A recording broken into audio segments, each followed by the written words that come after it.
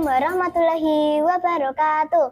Innal hamdalillah wassalatu wassalamu ala Rasulillah Sayyidina Muhammad ibni Abdillah wa ala alihi wa bihi wa mawala. Allahumma sholli wa sallim ala Sayyidina Muhammadin wa ala alihi wa sahbihi ajmain amma ba'du. Marilah senantiasa kita panjatkan puji syukur kepada Allah Subhanahu wa Ta'ala, Tuhan yang Maha Kuasa atas segala limpahan nikmat-Nya. Sholawat dan salam semoga selalu tercurahkan kepada baginda Nabi besar Muhammad Shallallahu Alaihi Wasallam.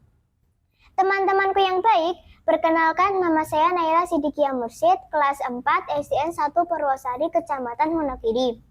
Alhamdulillah hari ini kita telah memasuki hari ke-22 Ramadan 1445 Hijriah atau 2024 Masehi. Puasa Ramadan adalah pelajaran tentang kesabaran dalam menahan lapar dan dahaga.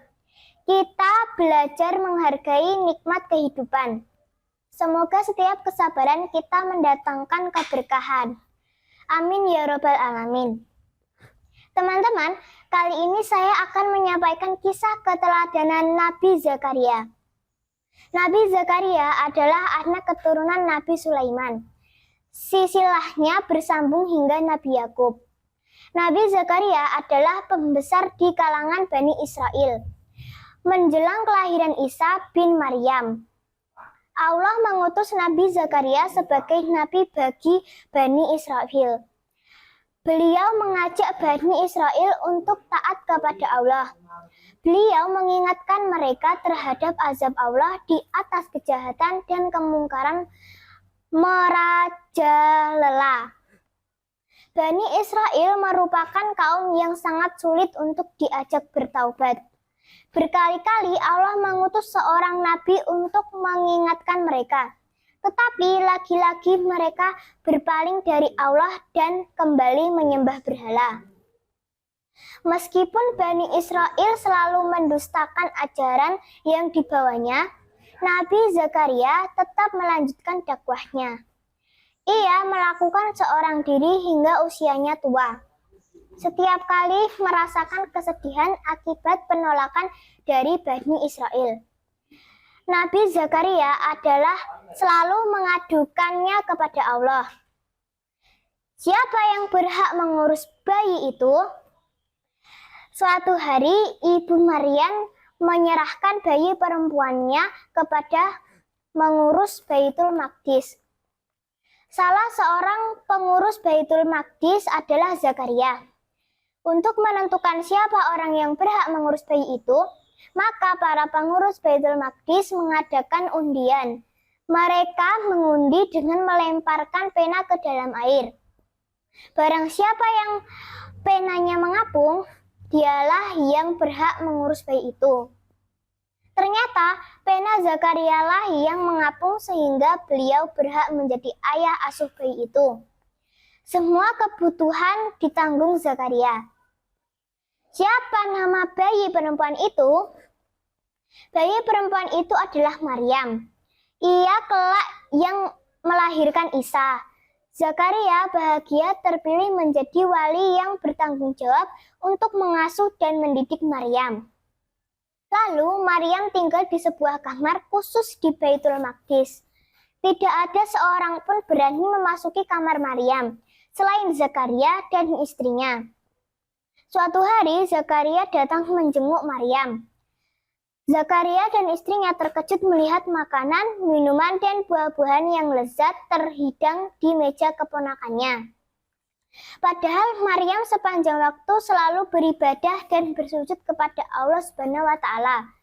Tidak ada seorang pun yang diizinkan masuk ke dalam kamar itu kecuali Maryam, Zakaria, dan istrinya. Buah-buahan yang terhidang itu ternyata buah-buahan yang biasanya muncul pada musim panas.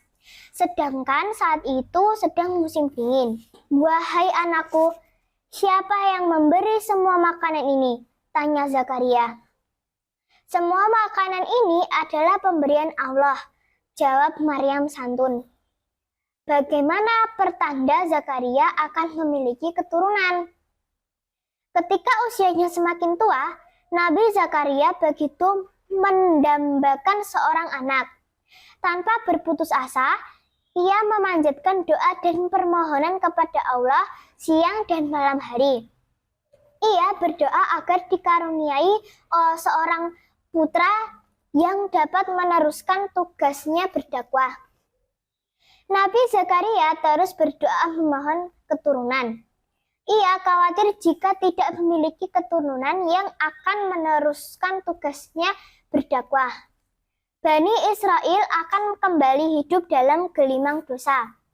Allah kemudian berfirman, "Hai Zakaria, sesungguhnya kami memberi kabar gembira kepadamu akan seorang anak yang bernama Yahya, yang sebelumnya kami belum pernah menciptakan seorang serupa dengan dia." Namun Nabi Zakaria merasa ragu dengan apa yang didengarnya. Ia pun berkata, "Ya Tuhanku, bagaimana aku akan memperoleh anak, sedangkan istriku adalah seorang perempuan yang mandul dan aku sendiri sudah lanjut usianya." Allah menjawab dengan firman-Nya, "Demikian itu adalah suatu hal yang mudah bagiku. Tidakkan aku telah menciptakan engkau, padahal engkau di waktu itu belum ada sama sekali." Nabi Zakaria berkata, "Ya Tuhanku, berilah aku suatu tanda bahwa istriku telah mengandung." Allah Subhanahu wa Ta'ala berfirman, "Tandanya adalah engkau tidak dapat berbicara dengan manusia selama 3 hari berturut-turut, kecuali dengan isyarat.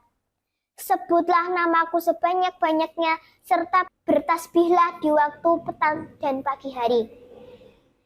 Tidak berapa lama kemudian, tiba-tiba saja Nabi Zakaria tidak bisa mengeluarkan suara sedikit pun dari mulutnya. Ia hanya bisa menggunakan isyarat ketika berbicara dengan orang lain. Tentu saja hal ini membuat Nabi Zakaria senang. Karena itu tanda sebentar lagi ia akan dikaruniai seorang anak. Istri Nabi Zakaria kemudian mengandung. Setelah 9 bulan, akhirnya istri Nabi Zakaria melahirkan seorang bayi laki-laki. Bayi tersebut diberi nama Yahya. Setelah dewasa, Yahya sering mengikuti ayahnya berdakwah. Sampai akhirnya, Yahya diangkat menjadi nabi oleh Allah. Zakaria berdakwah kepada Bani Israel di Palestina untuk menyembah Allah Subhanahu wa Ta'ala dan melawan kezaliman Raja Herodus dari Romawi. Saat itu bangsa Israel sedang dijajah oleh bangsa Romawi. Raja Herodus telah melecehkan ajaran Zakaria karena berencana menikahi keponakannya.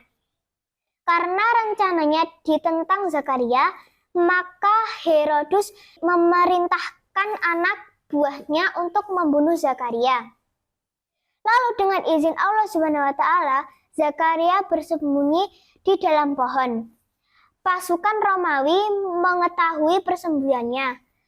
Mereka memotong pohon itu hingga tumbang.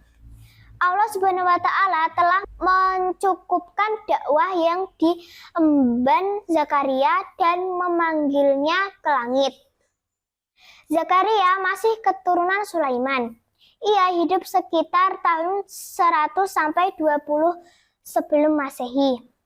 Ia diangkat menjadi nabi pada tahun 2 sebelum Masehi dan wafat di Syam. Demikian teman-teman, akhir kisah Nabi Zakaria. Hikmah yang dapat kita petik dari kisah ini yaitu bahwa kesabaran dan keteguhan Nabi Zakaria yang senantiasa berdoa kepada Allah Subhanahu wa Ta'ala, memohon keturunan meski usianya sudah tua. Hal ini menjadi teladan bagi kita untuk tidak mudah berputus asa ketika menginginkan sesuatu.